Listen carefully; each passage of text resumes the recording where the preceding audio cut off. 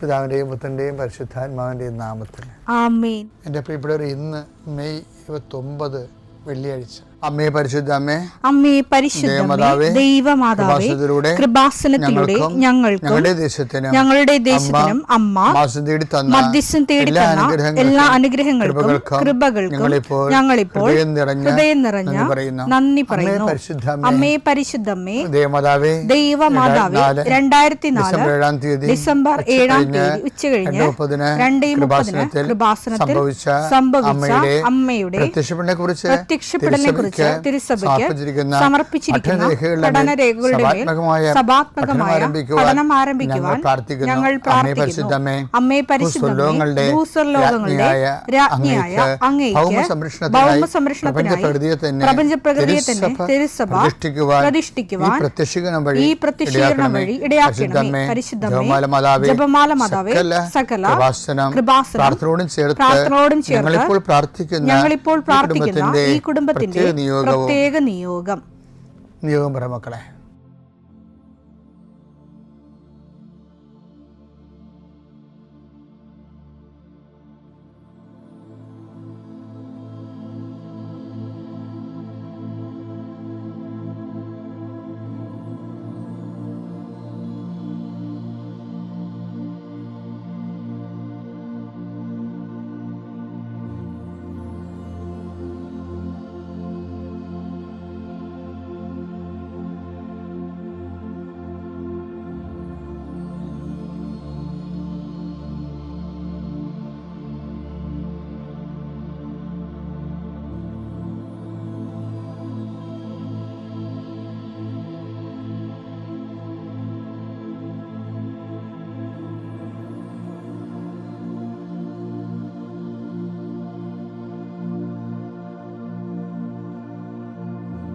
അമ്മയുടെ പ്രത്യക്ഷീകരണത്തിന്റെ ഈ അനുഗ്രഹവേളയിൽ ഞങ്ങൾക്ക് സാധിച്ചു തരുവാൻ കനിയണമേ.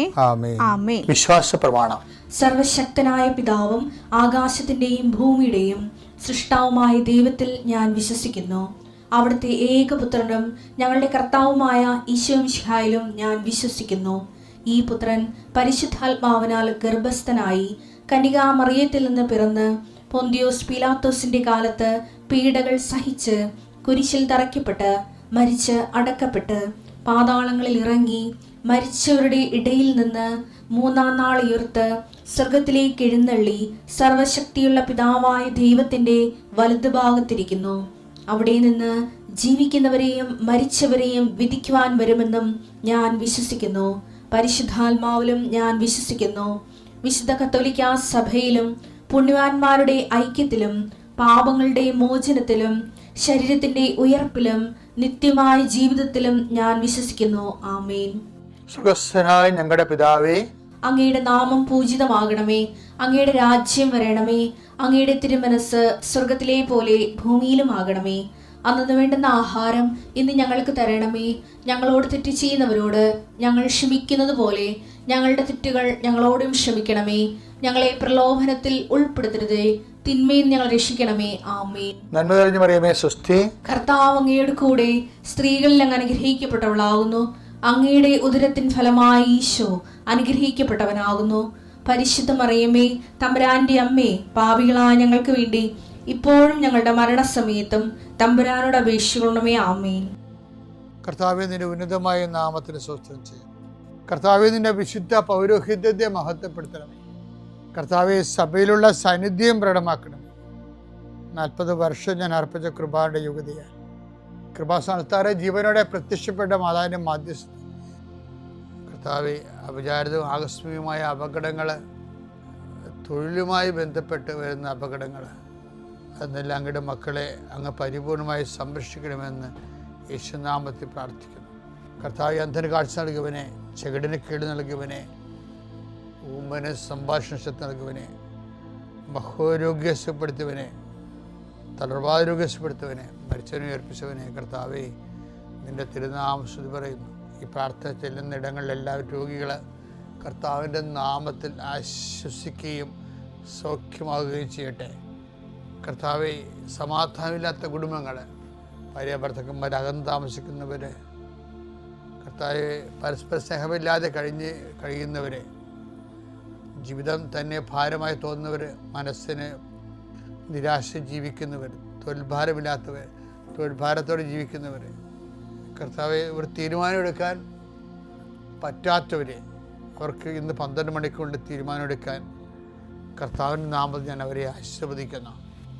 കർത്താവെ, ജീവിത മാർഗങ്ങൾ അറ്റുപോയവരെ, മുട്ടിപ്പോയവരെ, സാമ്പത്തിക ബാധ്യതകളായും ജിഫ്റ്റിടപെടുകളായും ഭീഷണീയമായ സാഹചര്യം ജീവിക്കുന്നവരെ, കർത്താവെ, മക്കളില്ലാത്തവരെ, കർത്താവെ, ഓരോരോ കാര്യങ്ങൾക്ക് വേണ്ടി ആ ലക്ഷ്യം നേടാൻ വേണ്ടി രാത്രിയും പകലും പ്രാർത്ഥിച്ചും ഉടമ്പടി ചെയ്തും ഉടമ്പടി കാര്യങ്ങൾ നിർവഹിച്ചുമൊക്കെ ജീവിച്ചു പോകുന്നവരെ, കർത്താവെ, അവരെല്ലാം ആശീർവദിക്കണം പ്രാർത്ഥിക്കുന്നു. എൻ്റെ കർത്താവിൻ്റെ ഉന്നതമായ നാമത്തിൽ, സഭയുടെ അധികാരത്തിൽ, കുരിശിൻ്റെ അടയാളത്തിൽ യാത്രക്കാരെ ആശീർവദിക്കുന്നു, ഇൻ്റർവ്യൂ ഉള്ളവരെ ആശീർവദിക്കുന്നു, പരീക്ഷക്കാരെ ആശീർവദിക്കുന്നു, പരീക്ഷ റിസൾട്ട് പ്രതീക്ഷിക്കുന്നവരെ ആശീർവദിക്കുന്നു. ഉന്നതമായ റിസൾട്ടിനാൽ കർത്താവ് നിന്നെ ആശീർവദിക്കട്ടെ, നിന്നെ അനുഗ്രഹിക്കട്ടെ.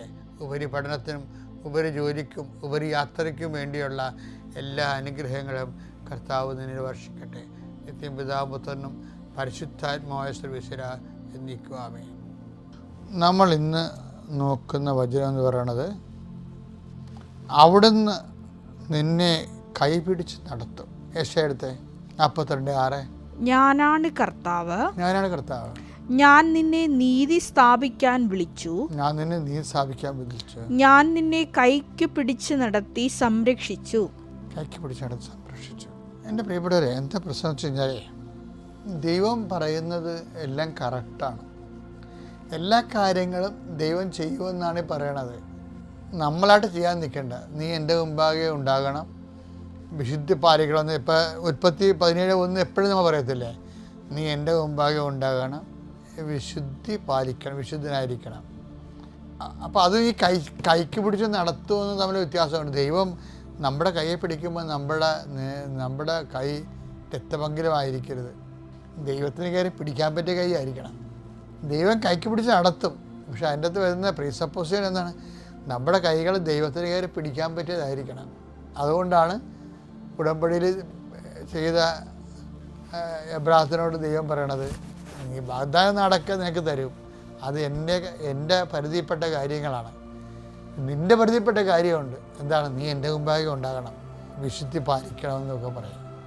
അപ്പം അതിനകത്ത് വരുന്ന വിഷയം വെച്ചാൽ, ഞാൻ നിന്നെ കൈക്ക് പിടിച്ച് നടത്തുമെന്ന് പറഞ്ഞാൽ, നീ എൻ്റെ കൈ രക്തപങ്കിലുമാണെങ്കിൽ എങ്ങനെ ദൈവം കയറി പിടിക്കാൻ പറ്റത്തില്ല. അപ്പം നമ്മൾ ദൈവത്തിൻ്റെ കൂടെ ദൈവം നമ്മുടെ കൈക്ക് പിടിക്കാൻ പറ്റുന്ന രീതിയിൽ ഒരു പരുവപ്പെടലുണ്ട്. ദൈവത്തിൻ്റെ വചനങ്ങൾക്കൊക്കെ വിധേയപ്പെട്ട്. ഇപ്പോൾ പണ്ടേ ഞാനൊരു അച്ഛനെ പരിചയപ്പെട്ടു. അച്ഛൻ്റെ മേടിൽ ചെന്നപ്പോൾ അച്ഛനെ വിളിപ്പിച്ചതാണ്. കാര്യം വെച്ചാൽ പണ്ടത്തെ കൃപാസനം പത്രമുണ്ടേ, 2001 അത് 4 പേജേ ഉള്ളു. അപ്പം അതിനകത്ത് അന്നിരുന്നൊരു ബ്രദറാണ് ചെയ്തുകൊണ്ടിരുന്നത്. അപ്പോൾ പെന്തക്കോസ്ത ദിവസം വന്നപ്പോൾ ഞാനൊരിടത്ത് പ്രസംഗിച്ചുകൊണ്ട് നിൽക്കുകയാണ്, ഞാനവിടെ ഇരിക്കുകയാണ്, എന്തുവാണ്. അപ്പം ഒരു പ്രാവ്, കമ്പ്യൂട്ടറിൽ നിന്നൊരു പ്രാവ് എടുത്തിട്ട് ഈ ബ്രദർ എൻ്റെ തലയുടെ മുകളിൽ പ്രാവിനെ കാണിച്ച ചിത്രം കൃപാസനത്തിൻ്റെ ഫ്രണ്ട് പേജിൽ വിട്ട്. ബ്രദർ ഒരു ആർട്ട് വർക്ക് ചെയ്തതാണ്. ഈ അച്ഛനെ കൊണ്ടുപിരികി എന്നെ വിളിച്ച് ഞാൻ പറഞ്ഞു, ഇതെന്താ നീ ആൾക്കാരുടെ മുമ്പിൽ ഇങ്ങനെ ദീപത്തെയും കളിക്കുകയാണെന്നൊക്കെ ചോദിച്ചു. ഞാനൊന്നും മിണ്ടിയില്ല. സാറിന് ഇങ്ങനെ അവരവരുടെ വ്യൂസ് പറയുമ്പോൾ എന്തുമാത്രം വിമർശനങ്ങളിലൂടെയാണ് നമ്മൾ വന്നത്. എപ്പോഴും ഞാനൊരു നിലപാടെടുക്കത്തുള്ളൂ. വെറുതെ ആവശ്യമില്ലാതെ എനർജി ഒന്നും ഇങ്ങനെയുള്ള കളയത്തില്ല. അപ്പം ഞാൻ അച്ഛനോട് പറഞ്ഞു, അച്ഛൻ ഞാനത് അറിഞ്ഞിട്ടില്ല കേട്ടാ, അത് ഈ ഓഫീസിൽ ചെയ്യണ കാര്യങ്ങളൊക്കെയാണ് ഇത്, അങ്ങനെ അവർ ചിന്തിച്ച് കാണുകയില്ല, പ്രാർത്ഥനാപൂർവമായിട്ടുള്ള ഒരു കാര്യമായിട്ട് അച്ഛൻ എടുത്താൽ മതി എന്നൊക്കെ പറഞ്ഞ്. അപ്പോൾ ഞാൻ നോക്കിയപ്പോൾ അച്ഛന് മേച്ചപ്പുറത്ത് ഒരു സാധനം അവിടെ എഴുതി വെച്ചിട്ടുണ്ട്. എന്താണെന്നറിയാമോ, ഇവിടെ ഇങ്ങനെ, അതാണ് എഴുതി വെച്ചിരിക്കുന്നത്. അപ്പോൾ അത് ഞാനെങ്ങനെ അറിയാത്ത, ഞാനത് വായിച്ചിട്ടുള്ളതാണ്. അപ്പോൾ ഈ അച്ഛനിരുന്ന വേറൊരു പള്ളി ഞാൻ അതിനുശേഷം പാരിഷ് പ്രീസ്റ്റായി.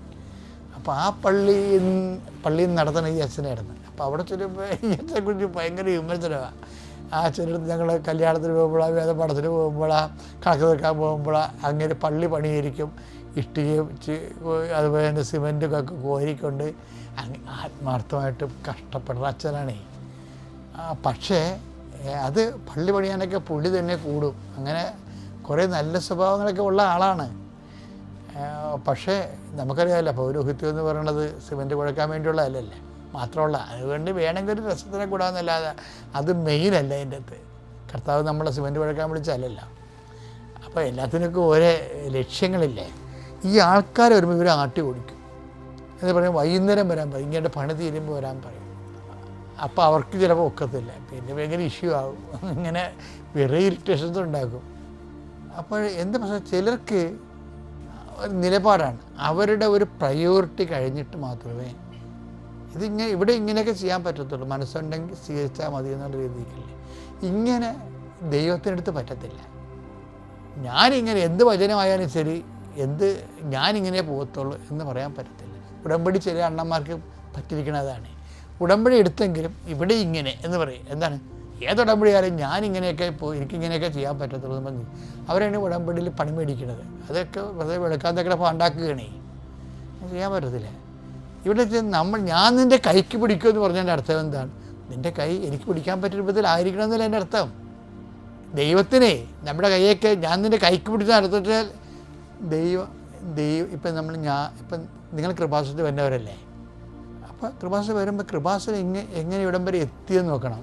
ദൈവം കൈക്ക് പിടിച്ച് നടത്തിയതാണ്. കൈക്ക് പിടിക്കാവുന്ന രീതിയിൽ ഇപ്പം എൻ്റെ ജീവിതത്തിലൊരു പ്രശ്നമുണ്ടായി. എനിക്ക് അന്ന് കൊച്ചച്ഛനാകുമ്പോൾ അച്ഛനായിട്ട് ചിലപ്പോൾ ഒരു കൊല്ലം ആയി കാണുമായിരിക്കും. അപ്പോൾ വീട്ടിൽ നിന്ന് എൻ്റെ പെങ്ങൾ വിളിച്ച് അമ്മയുടെ നില പരുവക്കേടാണെന്ന് പറഞ്ഞു. കാര്യം ഞാനേ ഉള്ളു ഇതൊക്കെ കേൾക്കാൻ. അതുകൊണ്ട് എന്നോട് പറഞ്ഞ് അമ്മയുടെ നില പരുവക്കേടാണെന്ന് പറഞ്ഞു. അപ്പോൾ എന്താണെന്ന് അവൾ പറയണില്ല. അപ്പം ഞാൻ ദേഷ്യപ്പെടുന്ന കാര്യം പറയണി എന്താണെന്ന് പറ, അമ്മയല്ലേ എൻ്റെ. നമ്മുടെ എപ്പോൾ പറയാം, അമ്മക്ക് ഗർഭപാത്രം ഇറങ്ങി വരികയാണെന്ന്. അപ്പം ഗർഭപാത്രം ഇറങ്ങി വരണമെങ്കിൽ അത് നിസ്സാര കാര്യമല്ല. അപ്പോൾ ഞാനവിടെ റഷ് ചെയ്ത് വീട്ടിൽ ചെന്ന് ഞാൻ അമ്മയോട് പറഞ്ഞു, അമ്മ ഒരു പ്രശ്നമില്ല, നമുക്കിത് ആശുപത്രി പോയി എല്ലാം ശരിയാക്കാമെന്ന് പറഞ്ഞ്. പക്ഷേ എല്ലാം ശരിയാക്കാന്ന് പറയുമ്പോൾ എൻ്റെ കാശില്ല. അതാണ് എൻ്റെ വിഷയം. കാര്യം ഇതൊക്കെ തിരിച്ചു കൊണ്ടുവരണമെങ്കിൽ നല്ല പൈസ വേണം, കുറേ പത്യങ്ങൾ വേണം, 90 ദിവസത്തെ വരെ പത്യമൊക്കെ വേണം, ശ്രദ്ധ വേണം. എൻ്റെ കാശില്ല. കാശില്ലേന്ന് ചോദിച്ചാൽ കാശുണ്ട്. എന്ന് വെച്ച് കഴിഞ്ഞാൽ പിതാവ് എനിക്ക് വണ്ടി വാങ്ങിക്കാൻ കാശ് തന്നായിരുന്നു. ഈ പഴയ ചെറിയ സ്കൂട്ടർ മേടിക്കാൻ വേണ്ടി രൂപതയിൽ നിന്ന്. ഞാൻ പിതാവിനോട് ചോദിച്ചിട്ട് തന്നാണ്. എന്താ വെച്ചാൽ എനിക്ക് 3 പള്ളി ഉണ്ടായിരുന്നു അന്ന്. അപ്പോൾ ഓരോ പള്ളിയും 10 കിലോമീറ്റർ 8 കിലോമീറ്ററൊക്കെ അകലെയായിരുന്നു. ഇപ്പോൾ ഇടവക പള്ളിയിൽ നിന്ന് ഞാനൊക്കെ പള്ളിയിൽ പോകണം. ഇപ്പം ഞാനൊരു BSS സൈക്കിളിനാണ് പോയിക്കൊണ്ടിരുന്നത്. അപ്പോൾ BSS സൈക്കിളിന് ഓടി ഒരു പള്ളിയിൽ നിന്ന് ഞായറാഴ്ചക്ക് കഴിഞ്ഞ് അടുത്ത പള്ളി ചെല്ലുമ്പോൾ പിന്നെ തിരിച്ചു വന്ന് പിന്നെ 3 മണിക്ക് കാറ്റഗറിസത്തിന് വേറെ പള്ളിയിൽ പോയി വരുമ്പോൾ വയറ് അൾസർ പിടിക്കും. 2 മണിക്ക് 2:30 വന്ന് ഊണ് കഴിക്കണത്. അപ്പോൾ വേർത്തൊലിച്ച് വരും. അപ്പോൾ എനിക്ക് തോന്നി ഒരു വണ്ടി കിട്ടിയാൽ കൊള്ളാമായിരുന്നെന്ന് പറഞ്ഞു. അപ്പോൾ ഞാൻ പിതാവ് വണ്ടി വേണ്ട. അപ്പം അന്ന് രൂപത്തിൽ അങ്ങനെ വണ്ടി വാങ്ങിച്ചു കൊടുക്കുന്ന സിസ്റ്റമൊന്നുമില്ല. പിതാവിനോട് പറഞ്ഞ് ഞാൻ കുർബാന തരാം നിങ്ങൾക്ക്, പിന്നെ ഒരു 10 രൂപയും തരാം, നിങ്ങൾ ബാക്കിയുള്ളത് കുർബാനയിൽ അഡ്ജസ്റ്റ് ചെയ്യണമെന്ന് പറഞ്ഞു. പക്ഷേ അത് നഷ്ടമാണ് ശരിക്കും. എന്ന് വെച്ച് കഴിഞ്ഞാൽ എനിക്കന്ന് പൈസ ഇല്ലാതെ കൊണ്ട് ഈ കുർബാന ചൊല്ലിയിട്ട് അതിൻ്റെ ഒരു ദക്ഷിണ കൊണ്ടാണല്ലോ നമ്മൾ ജീവിക്കണത്. അപ്പോൾ ഒരു കഷ്ട ജീവിതമാണ്. അപ്പോൾ അതിൻ്റെ ഇടയ്ക്ക് എന്നാലും കുർബാന അത് കുർബാന മേടിച്ച് 10 പൂർവ്വം ചൊല്ലി അതിൽ നിന്ന് അധികം കിട്ടുന്നില്ല. 6000 രൂപയാണ് കിട്ടിയത്. അപ്പോൾ ഈ 16,000 രൂപയ്ക്ക് ഒരു വണ്ടി വാങ്ങിച്ചു. അപ്പോൾ വണ്ടി വാങ്ങിച്ചില്ല, അതാണ് രസം. അതിൻ്റെ അടുത്ത് കുരിശോനുണ്ട്. ഞാൻ 16,000 രൂപ കൈ ഒപ്പിച്ച് കഴിഞ്ഞപ്പോൾ ആണ് ഈ അമ്മയ്ക്ക് അസുഖം വന്നത്. അപ്പോൾ അസുഖം വന്ന് അമ്മയും കൊണ്ട് ഞാൻ അവിടെ ആശുപത്രിയിൽ പോയി, ഗവൺമെൻറ് ആശുപത്രിയിൽ പോയി. പിന്നെ പെങ്ങൾ അവിടെ നിർത്തി. ഞാൻ വന്നും പോയി നിന്ന് അമ്മയുടെ ഓപ്പറേഷൻ കഴിഞ്ഞ് അമ്മയെ തിരിച്ചു കൊണ്ടുവന്ന് അപ്പോൾ അമ്മയുടെ ഓപ്പറേഷൻ അമ്മ ഹാപ്പിയായി. അത്രയും നമുക്ക് സന്തോഷമായി. ആ കാശെല്ലാം തീർന്നു. കാശ് തീർന്നു വെച്ച് കഴിഞ്ഞാൽ കാശ് തിന്നപ്പോൾ ഞാൻ വന്നിട്ട് അന്ന് നമുക്കിതുപോലെ എൻ്റെ കപ്പേരിനോട് എനിക്ക് ഭയങ്കര ഇഷ്ടമാണ്. അപ്പം കപ്പേരിനോട് ഞാൻ പറഞ്ഞ് അമ്മയ്ക്ക് ഓപ്പറേഷനാണ്, കാശ് തീരാനായെന്ന് പറഞ്ഞു. അപ്പോൾ കപ്പേൻ്റെ കാര്യം മനസ്സിലായി. കപ്പേരെന്ന് പറഞ്ഞാൽ ഞങ്ങൾക്ക് അവിടെ അദ്ദേഹം മരിച്ചുപോയി, ജോസഫ് എന്ന്, ചൊങ്ങന്തറ ജോസഫ്. അപ്പോൾ അദ്ദേഹത്തെ പറഞ്ഞപ്പോൾ അദ്ദേഹം ഞാനോട് ഭയങ്കര ആത്മബന്ധമാണ്. അപ്പോൾ ഞാൻ പറഞ്ഞു ഇതാണ് സംഭവം എന്ന് പറഞ്ഞു. അപ്പം അച്ഛാ ലേസായിക്ക് അച്ഛന് ഇഷ്ടമാണ്, അച്ഛനത് ജസ്റ്റ് ഒന്ന് സൂചിപ്പിച്ചാൽ മതി, അവൾ കൈകാര്യം ചെയ്യുമെന്ന് പറഞ്ഞു. അപ്പോൾ ഞാൻ ലേസ ചേച്ചി ഇവിടെ ഇയാളുടെ ഭാര്യ, ഞാൻ ലേസ ചേച്ചി ഹോസ്പിറ്റലാണ് അറിയാമല്ലോ അല്ലേ. അപ്പോൾ ലേസ ചേച്ചി ഒരു മാല ഊരി ഇങ്ങോട്ട് തന്നിട്ടും പറഞ്ഞു അച്ഛൻ ഇത് കൊണ്ടുപോയി എന്നാ വെച്ചാൽ ചെയ്തെന്ന് പറഞ്ഞു. അപ്പോൾ എനിക്ക് കടമില്ലാതെ വേറെ ആൾക്കാരുടെ കയ്യിൽ നീട്ടാതെ എൻ്റെ കാര്യങ്ങൾ നടന്നു കിട്ടി. ഞാൻ അമ്മയെ ആശുപത്രിയിൽ നിന്ന് കൊണ്ടുവന്ന് പിന്നെ ഇവിടെ. പക്ഷേ എന്താ പ്രശ്നം വെച്ച് കഴിഞ്ഞാൽ അതിൽ നിന്നും പിതാവിന് അന്നത്തെ ബിഷപ്പിന് ഇതൊന്നും അറിയപ്പെട്ടില്ല. ഞാൻ അമ്മയെ ആശുപത്രി കൊണ്ടുവന്ന് സന്തോഷത്തിന് ഇരിക്കുക. അമ്മ ഇനി ഭക്ഷണം കഴിച്ച് ഉറങ്ങി അമ്മ സന്തോഷമായിരിക്കുമല്ല, വലിയ എന്തോ ആശ്വാസമല്ലേ. പക്ഷേ പെട്ടെന്ന് പിതാവ് 2 ദിവസം കഴിഞ്ഞപ്പോൾ എന്നെ വിളിച്ചു കഴിഞ്ഞാൽ നിങ്ങൾ അപ്പോൾ ഇവിടുന്ന് എന്നെ ഇടവകയിൽ നിന്ന് കുറച്ച് പേര് സഹായിച്ചായിരുന്നു. എന്ന് വെച്ച് കഴിഞ്ഞാൽ അങ്ങനെ എല്ലാ സഹായങ്ങളും ഉണ്ടാവേ ഇടവകയ്ക്ക് ഇരിക്കുമ്പോൾ. ഇങ്ങനൊരു വണ്ടി പിടിക്കാൻ കൊടുത്ത കാശിന് വീട്ടിൽ കൊണ്ടേ കൊടുത്തെന്ന് പറഞ്ഞുകൊണ്ട് ഭയങ്കര ആക്ഷേപം. ഇടവകയിൽ നിന്ന് ആരോഗ്യ രഹസ്യത്തിന് ബിഷപ്പ് ഹൗസ് വിളിച്ച് പറഞ്ഞതാണ്. ഞാൻ പേടിച്ച് ഇങ്ങനെ ബിഷപ്പ് ഹൗസ് ചോദിച്ചു പറഞ്ഞു. അപ്പോൾ അച്ഛൻ വണ്ടി വാങ്ങിച്ചാന്ന് ചോദിച്ചു. വണ്ടി വാങ്ങിച്ചത് ഞാൻ പറഞ്ഞു പിതാവേ ഇങ്ങനൊരു സംഭവം ഉണ്ടായി. അപ്പോൾ ആൾക്കാർ അങ്ങനെയൊന്നും അല്ലല്ലോ പറഞ്ഞു, അച്ഛൻ വീട്ടിൻ്റെ കാശ് മുടക്കിയെന്നല്ല പറയണമെന്ന്. എൻ്റെ അടുത്ത് പിതാവ് ക്ഷോഭിച്ചു. ഞാൻ ക്ഷോഭിച്ചില്ല, കാര്യം പിതാവ് ക്ഷോഭിക്കേണ്ടതാണ് ശരിക്കും. അത് കാരണം ക്ഷോഭിക്കാനുള്ള വകുപ്പ് അതിനകത്തുണ്ട്. പക്ഷേ ഇതാണ് എൻ്റെ അവസ്ഥ. പക്ഷെ എന്നാലും ഈ ലേസ ചേച്ചി തന്ന കാശും എല്ലാം കൂടി എടുത്തിട്ട് കുറച്ച് കടമൊക്കെ വാങ്ങിച്ചിട്ട് 16,000 രൂപ ഒപ്പിച്ച് ഞാനൊരു വണ്ടി വാങ്ങിച്ചു. വണ്ടി വാങ്ങിച്ചെന്ന് പറയുമ്പോൾ എന്താ വെച്ച് കഴിഞ്ഞാൽ പഴയ ഇപ്പോൾ കേട്ടച്ചിരി ഒരു M80 ആണ്. ആ വണ്ടിയാണ് പിന്നീട് മീൻ ലോഡ് വണ്ടിയായിട്ട് കേരളം മുഴുവനും കറങ്ങിയത്. പിന്നീട് ഞാൻ മേടിക്കുമ്പോൾ അത് വണ്ടിക്ക് മീൻ വണ്ടിയൊന്നും അല്ലായിരുന്നു, നല്ല വണ്ടിയായിരുന്നു. 86-ലാണ് വണ്ടി ഇറങ്ങണത്, നല്ലവണ്ണം പുള്ളിങ്ങൊക്കെ ഉള്ള വണ്ടിയായിരുന്നു. പക്ഷേ വണ്ടി വാങ്ങിച്ച് ഞാൻ വണ്ടി ഒന്ന് ഓടിച്ചൊക്കെ നോക്കണ സമയത്ത് പിന്നെയും ബിഷപ്പ് വിളിച്ച് എന്താ പറയണത്, നിങ്ങൾക്ക് ട്രാൻസ്ഫറാണ്, ആ വണ്ടി അവിടെ വെച്ചിട്ട് ട്രാൻസ്ഫർ കിട്ടുന്ന പള്ളിക്ക് പോകുമ്പോൾ ആ വണ്ടി പള്ളിക്ക് വേണ്ടിയാണ് വാങ്ങിച്ചിരിക്കണമെന്ന് പറഞ്ഞു. പള്ളിക്ക് വേണ്ടി, അല്ല അച്ഛന് സ്വന്തമായിട്ട് വാങ്ങിച്ചിരിക്കണമല്ലെന്ന് പറഞ്ഞു. ഇതിൻ്റെ അകത്തൊരു പ്രശ്നമുണ്ട്. എന്താ പ്രശ്നം? ഇതിൻ്റെ അകത്ത് കുർബാനയുണ്ട് ഇല്ലേ. അപ്പോൾ എനിക്ക് വേണ്ടി ന്യായമായിട്ടും പറയാം പിതാവ് ഈ വണ്ടി കൊടുക്കത്തില്ല. കാരണം എന്താണ്, ഇതിൽ ഞാൻ കുർബാന ചൊല്ലിയ എൻ്റെ സ്വകാര്യമായ സമ്പത്തിൻ്റെ അത് ഇൻവെസ്റ്റ് ചെയ്തിട്ടുണ്ട്. അപ്പോൾ പകുതിയോടും 10 രൂപ പിതാവ് ഒന്നാണ്. പിതാവിന് വേണമെങ്കിൽ ആ 10 രൂപ എങ്ങനെയും ഞാൻ സംഘടിപ്പിച്ച് തരാം. അന്ന് സംഘടിപ്പിക്കാൻ പാടാണ്. അങ്ങനെ പറഞ്ഞാൽ മതിയായിരുന്നു എനിക്ക്. പക്ഷേ ഒരക്ഷരം ഞാൻ മിണ്ടിയില്ല, അവിടെ കണക്ക് പറഞ്ഞില്ല. എനിക്ക് അതായത് ഞാൻ പിതാവിന് താക്കോൽ കൊടുത്തു. താക്കോല് വന്നച്ഛന്, ഏത് അച്ഛനാണ് വന്നത് ആ അച്ഛന് താക്കോൽ കൈമാറുമ്പോഴും ഞാൻ ഈ ചരിത്രമൊന്നും അവരോട് പറയത്തില്ല. ബിഷപ്പിനോടും ആ ചരിത്രം പറഞ്ഞില്ല. ബിഷപ്പിനോട് പറയുമ്പോൾ ബിഷപ്പ് ഓർക്കും, അയ്യോ ശരിയാണല്ലോ അച്ഛൻ ഞാൻ കുർബാന കൊടുത്തല്ലേ, അച്ഛൻ്റെ പൈസ ആണ് അതായത് പകുതിയുള്ളതെന്ന് വേണമെങ്കിൽ പിതാവിന് വേണമെങ്കിൽ. പക്ഷേ അത് ഞാൻ പിതാവിന് പറഞ്ഞില്ല. പിതാവ് വൺസ് ഇങ്ങനെ പറഞ്ഞ സ്ഥിതിക്ക് ഞാൻ ആ താക്കോൽ കൈയേൽപ്പിച്ചു കൊടുത്തു. അപ്പോൾ എന്താ വിഷയം, എനിക്ക് തോന്നുന്നത് ഇവിടം തൊട്ടാണ് കർത്താവ് എന്നെ നോട്ടപ്പുള്ളിയാക്കിയത്. ഇന്ന് നമ്മൾ കാണുന്ന കൃപാസനത്തിലൂടെ വരണത് ഇതെന്താണെന്ന് വെച്ചാൽ, ഇത് ദൈവം നമ്മുടെ കൈക്ക് പിടിക്കും. ഞാൻ നിന്നെ കൈക്ക് പിടിച്ച് നടത്തുമെന്ന് പറഞ്ഞില്ലേ, ആ ദൈവം നിന്നെ കൈക്ക് പിടിക്കുമ്പോൾ ദൈവത്തിന് പിടിക്കാൻ പറ്റിയ കൈയായിരിക്കണം. കർത്താവിന് അന്ന് മുതൽ എന്നെ നോട്ടപ്പുള്ളിയാക്കി. കാര്യം എല്ലാ ന്യായവും നീതിയും എല്ലാം വെച്ചുകൊണ്ട് ഞാൻ എൻ്റെ അമ്മയെ നോക്കി സംരക്ഷിച്ചു, ഞാൻ ഈ ഇടവകയെ സംരക്ഷിച്ചു, പിതാവിൻ്റെ വാക്ക് കേട്ട് ഞാൻ താക്കോൽ കൊടുത്തു. അപ്പോൾ ഇതെന്താ സംഭവം, അന്ന് മുതൽ നമ്മുടെ കയ്യെ പിടിക്കാൻ ദൈവത്തിന് തോന്നും. അന്ന് മുതൽ നയിക്കണതാണ്, അന്ന് മുതൽ കൈ പിടിച്ച് നടത്തുന്നതാണ്. പക്ഷേ ഇത് എവിടെൻ്റെ എന്ത് സംഭവിച്ചു കഴിഞ്ഞാൽ പരിശുദ്ധാത്മാവിന് ഇതിൻ്റെ അകത്തൊരു പ്രശ്നമുണ്ട്. പരിശുദ്ധാത്മാവിനെ കിട്ടിയാൽ പരിശുദ്ധാത്മാവ് ഇങ്ങനെയുള്ള സമയത്തൊക്കെ എന്താണ് ചെയ്യേണ്ടതെന്ന് നമുക്ക് പറഞ്ഞു തരും.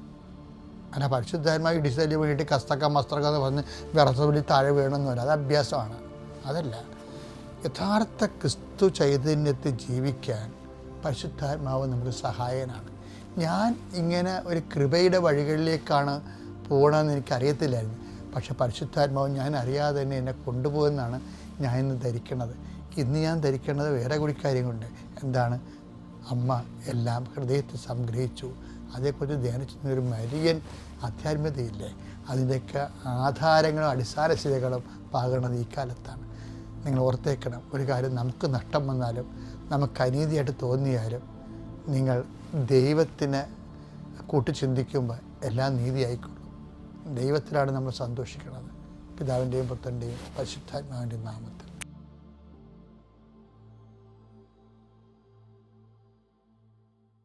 അത്യപൂർവ ദൈവാനുഭവങ്ങൾ ഇനി നിങ്ങൾക്കും സ്വന്തം.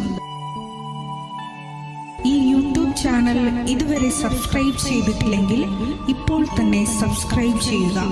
ഈ വീഡിയോ ഇപ്പോൾ തന്നെ നിങ്ങളുടെ സുഹൃത്തുക്കൾക്ക് ഷെയർ ചെയ്തുകൊണ്ട് കർത്താവിൻ്റെ പ്രേക്ഷിതരാകുക.